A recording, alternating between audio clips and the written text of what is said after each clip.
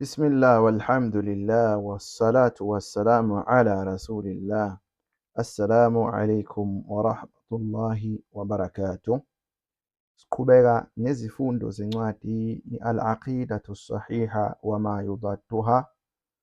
Esifundweni sesithathu kuyincwadi ethathelwe enkulumweni yengqungqulu usolwazi uSheikh Abdul Aziz ka-Abdullah Kabaz rahimahullahu ta'ala. Kanti lapha uSheikh wayesadingida udaba olungaphansi kwesisekelo nensika yokholo yokuqala ukukholelwa ku-Allah.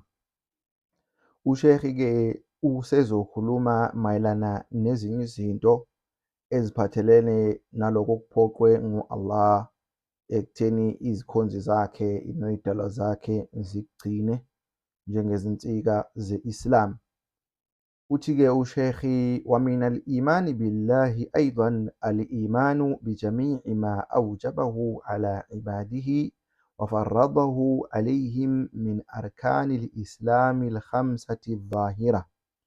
Ukuthi-ke okungena okuyingxenye yokukholelwa ngu-Allah ukuthi umuntu ukholelwa yizo zonke izinto u-Allah azenze zaphoqeleka ezidalweni zakhe nasey'khonzini zakhe, nalokho akwenze kwaphoqeleka kubo njengezinsika ze-Islam lezi ezinhlanu zangaphandle noma lezi ezisobala okuwukuthi lezo umuntu azenza ngamalunga omzimba wakhe zibonakala ukwenziwa kwazo.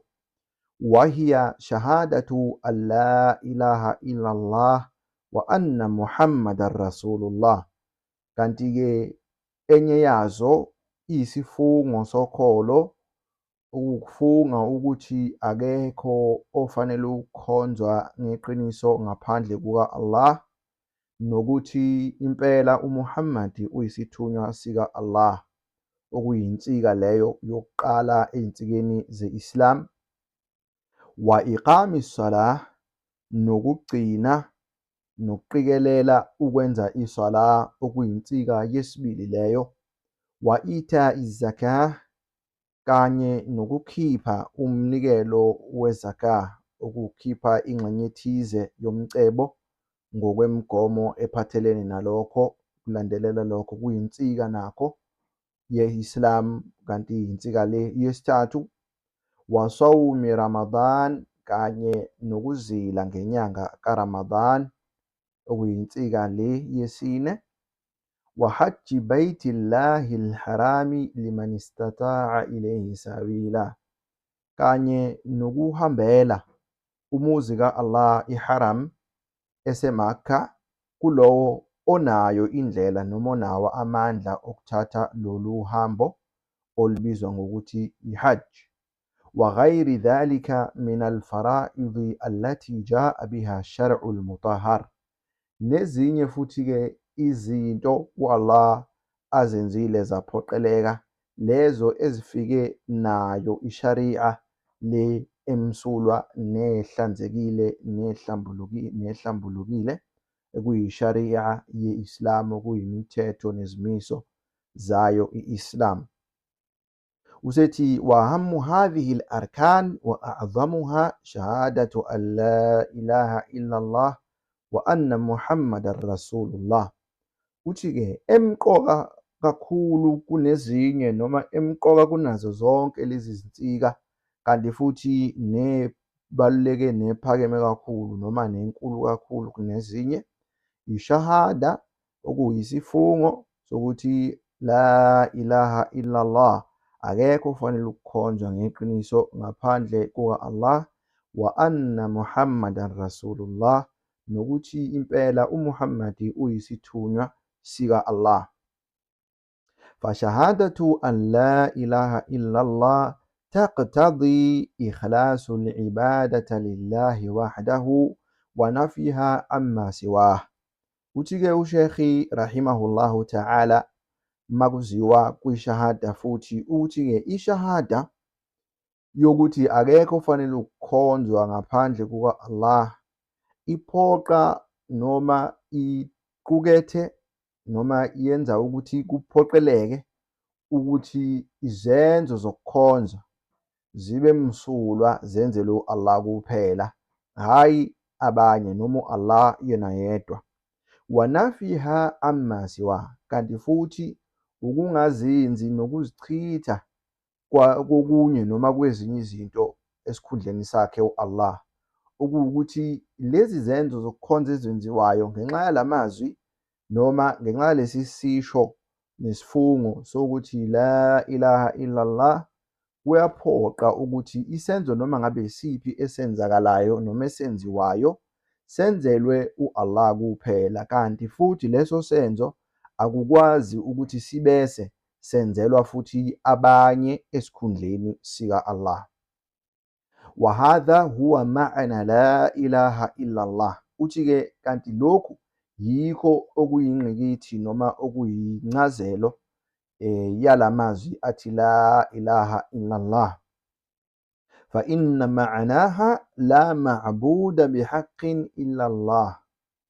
فكل ما عبد من دون الله من بشر أو ملك أو جني أو غير ذلك فكله معبود بالباطل.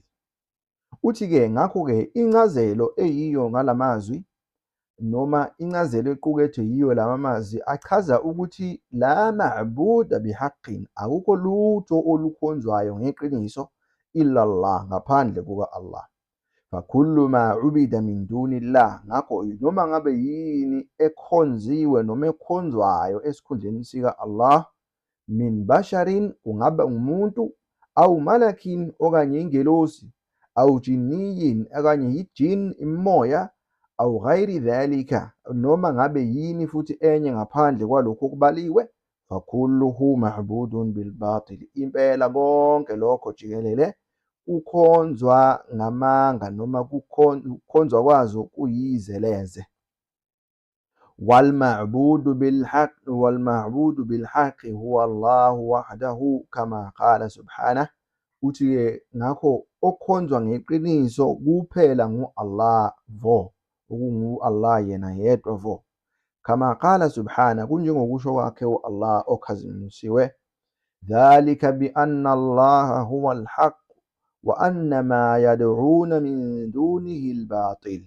Uthi Allah, lokho kuyingoba impela kungu-Allah oyiqiniso, kanti impela konke lokho abakhuleka kukho bekukhonza esikhundleni sakhe kuyizeleze kungamanga. وقد سبق بيان أن الله سبحانه خلق الثقلين لهذا الأصل الأصيل وأمرهم به. Uthi-ke uSheikh rahimahullah, kanti-ke kuthuliwe ngaphambilini kwachazwa mayelana nokuthi u-Allah subhanahu wa ta'ala udale lezi zizwe ezimbili, ekuyisizwe sabantu nesizwe samajini, lihadha al-aslu al-asil, bedalelwa lesi sisekelo sezisekelo, wa amarahum bih, kanti futhi u-Allah ubayale ngaso lesi sisekelo, ukuthi ukugcinwa kwaso nokuthi beqikelele ukusenza nokusinakekela. Wa arsala bihi rusulahu wa anzala bihi kutuba, kanti futhi ngaso lesi sisekelo noma naso lesi sisekelo wathumela izithunywa naso. Wa anzala bihi kutuba, kanti futhi wasehlisa nezincwadi zakhe futhi ezihlisela zona lesi sisekelo esimqwangaka. Fata'ammal dhalika jayidan watadabbiruhu kathiran ليتضح لك ما وقع فيه أكثر المسلمين من الجهل العظيم بهذا الأصل الأصيل حتى عبدوا مع الله غيره وصرفوا خالص حقه لسواه فالله المستعان.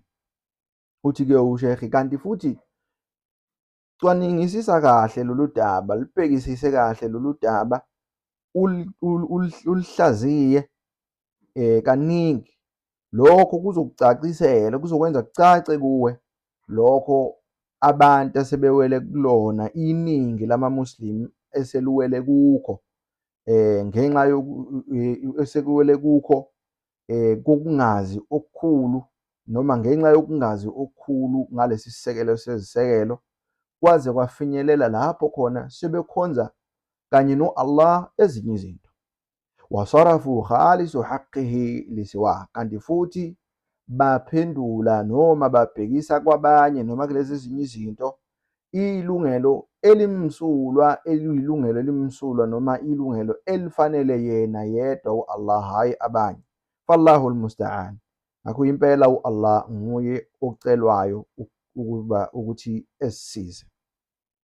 U-Allah-ke asiphephise kulesi senzo ushekhi akhuluma ngaso, kwazise yinto le akhuluma nje eyenzakalayo egameni lezinto ezisetshenziselwa igama lenkolo njengoshafa'a njalo njalo, kepha kube kwenziwa izinto zokukhuleka kwabanye abantu esikhundleni sika Allah.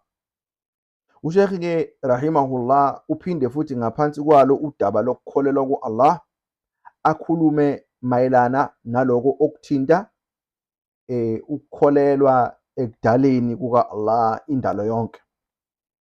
Kulokhu ushekhi-ke uthi wa min al-imani billahi subhanahu, uthi-ke okunye okuyingxenye yokukholelwa ku-Allah subhanahu wa ta'ala, Allah ophakeme nokhazimulisiwe, al-imanu bi annahu khaliqul alam wa mudabbiru shu'unihim wal mutasarrifu fihim bi'ilmihi wa qudratihi kama yasha'u subhanahu. Uthi-ke ukukholwa ukuthi u-Allah nguye umdali wendalo yonke jikelele, kanti futhi okunguye futhi olawula zonke izinto eziphathelene nazo lezo zidalwa. Wa mutasarrifu fihim, kanti futhi olawula konke okuphathelene nezidingo zabo njalo njalo, bi'ilmihi, lokhu ekwenza ngolwazi lwakhe oluphelele, wa qudratihi, namandla akhe aphelele, kama yasha'u subhana, kanti futhi ekwenza konke lokho ngaleyo ndlela afuna ngayo nathanda ngayo. Wa annahu maliku dunya wal akhirah wa rabbul alamin jami'an la khaliqa ghayru. Uthi-ke nanokuthi okuwukuthi ukukholelwa futhi ukuthi u-Allah ungumnikazi nenkosi yomhlaba nempilo nakho konke kwakwelizayo. Wa rabbul alamin, kanti futhi uyinkosi yayo yonke indalo jikelele. Ya rabbul alamin jami'an, uthi yonke indalo jikelele uyinkosi yayo, futhi yonke indalo ungumnikazi wayo. La khaliqa ghayru, ngakho akekho omunye ongumdali ngaphandle kwakhe, akekho neze ongumdali ngaphandle kwakhe. Wala rabba siwa, kanti futhi akukho nkosi ukuthi ngokuphelela kobukhosi okuphathelene nokudala nokulawula nokunakekela indalo yonke, akekho oyileyo nkosi ngaphandle kwakhe. Wa annahu arsala rusula wa anzala al-kutuba li islahi al-ibad wa da'watihim ila ma fihi najatuhum wa salahuhum fil ajili wal ajil. Nokukholwa ukuthi u-Allah uthumele izithunywa, wehlisa izincwadi ngenhloso yokulungisa izidalwa zakhe, uthi ukuzilungisisa ukuthi zibe nokulunga, zenze kahle. Wa da'watihim ila ma fihi najatuhum, nokubabizela futhi ngazo lezi zithunywa nalezi zincwadi ukuze bebizelwe kulokho okuqukethe ukusinda kwabo noma ukuhlengeka kwabo nensindiso yabo.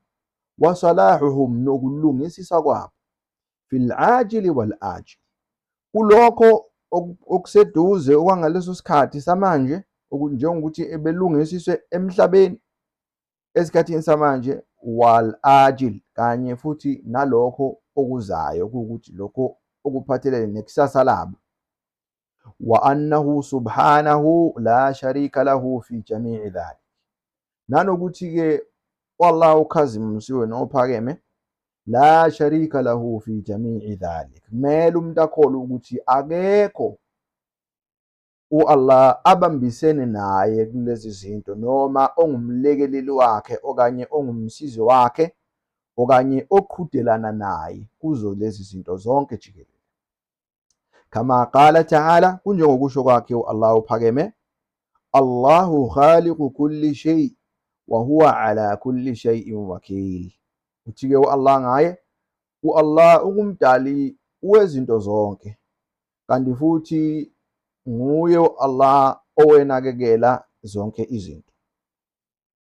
Waqala ta'ala, uphinde futhi athi yena u-Allah uphakeme, inna rabbakumullahu alladhi khalaqa as-samawati wal arda fi 6 ayyamin thumma istawa 'ala al-'arsh yughshi al-layla an-nahara yatlubuhu hafithan wash-shamsa wal-qamara wan-nujuma musakhkharatin bi amrihi ala lahu al-khalqu wal-amr tabarakallahu rabbul alamin.